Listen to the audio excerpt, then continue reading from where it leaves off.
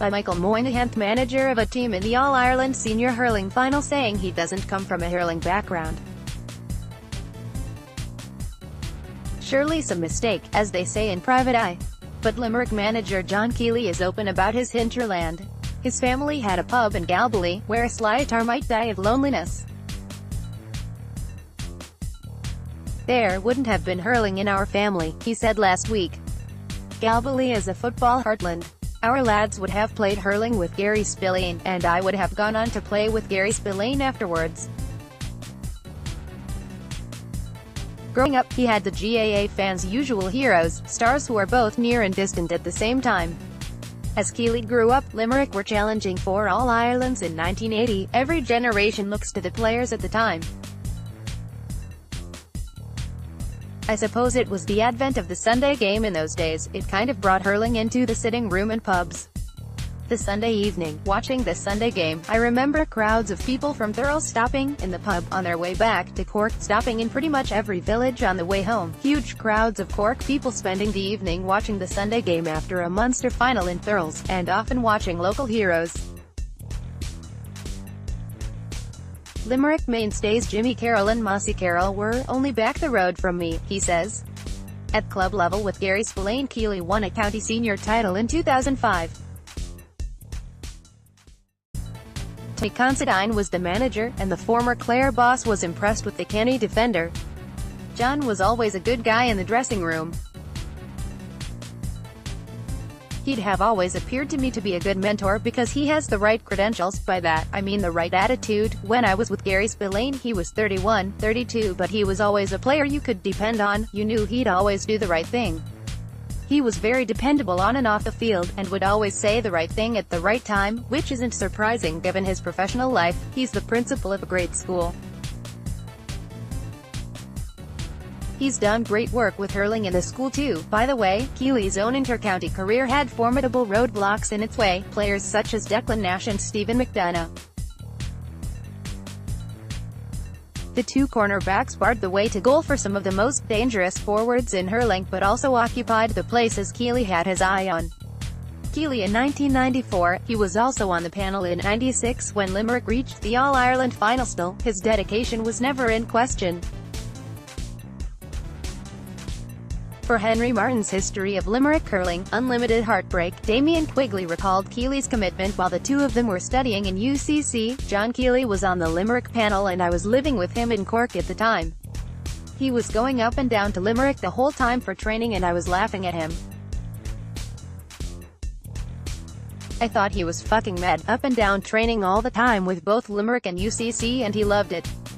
I was captain of UCC and training so much with the college that I couldn't even get my head around it. When the Limerick selectors asked me, I didn't even join them straight away. I told them I would wait until the Fitzgibbon Cup was over. We were training so hard for that, combining it would have been madness anyway. I don't know how Kiely managed to combine them. He was mad anyway, but he loved it. In fairness, loved going up and down. I couldn't have done what he did anyway. I really couldn't. The football background is probably why Kiely says that the county board might have been possibly taking a bit of a punt on him as manager, but he's unnecessarily modest on that front. He's been involved with Limerick since the 2009-10 season at various grades, intermediate, U21, senior with John Ellen, says Kiely. I knew the scene, knew what was involved. And I enjoy it. I got to know the lads well in the U21 campaign of 2015, knew some of the other lads from the U21 campaign of 2011, the senior campaigns of 2012, 2013, so I knew what I was dealing with. I knew the players very, very well. It wasn't like I was going into a Group 1 didn't know it all, where you'd have to start from scratch. That outlook strikes a chord with some of those who've worked with him. Donnacha O'Donnell was the Limerick coach when they won the Munster senior title in 2013, with Kiely a selector under Allen. He's funny at matches. He can be very deep, a quiet guy, before a game.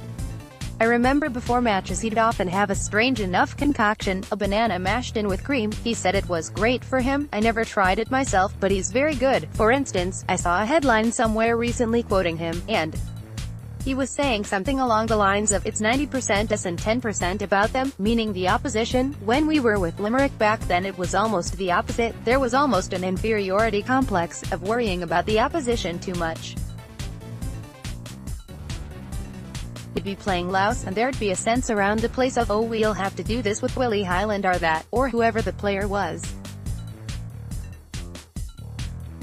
I'd have been more on the page John was on, in terms of getting yourself right, then you'd be fine. Keep an eye on the opposition, obviously, but we'll worry about ourselves first. With that in mind, Kiely's familiarity with the talent on offer was invaluable to the management team. Because he'd been with the Limerick U21s and intermediates and then in with us, the seniors, he knew the players very well, says O'Donnell. There'd be 50 or 60 players involved, that you'd have your eye on, and he'd know them all.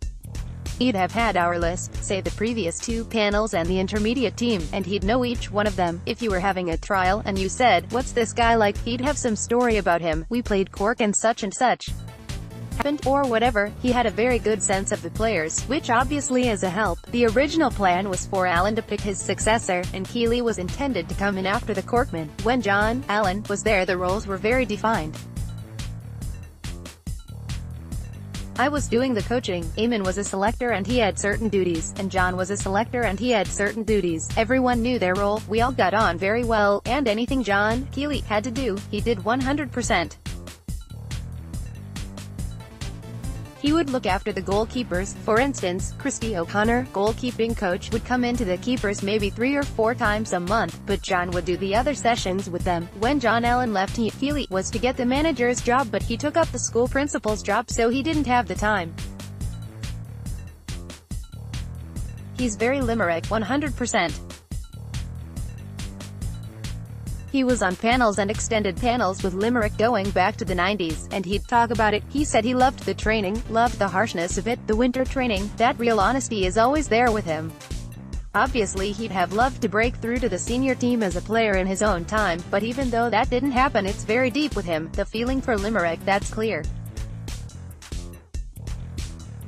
After the All-Ireland semi-final win over Cork, Kiely didn't hesitate to put the press on notice that he'd impose a media ban if he didn't get cooperation in the run into the decider. Some interpreted that as the move of an inexperienced manager, but Considine disagrees. He expects high standards. He expected high standards of himself when he was playing the game, and I'm sure he expects the same now with Limerick, which they have given him. He's involved himself with guys with high standards as well, in management, the likes of Paul Kinnerk and Joe O'Connor. Paul was involved with Clare in 2013, so he'll be able to share his experience.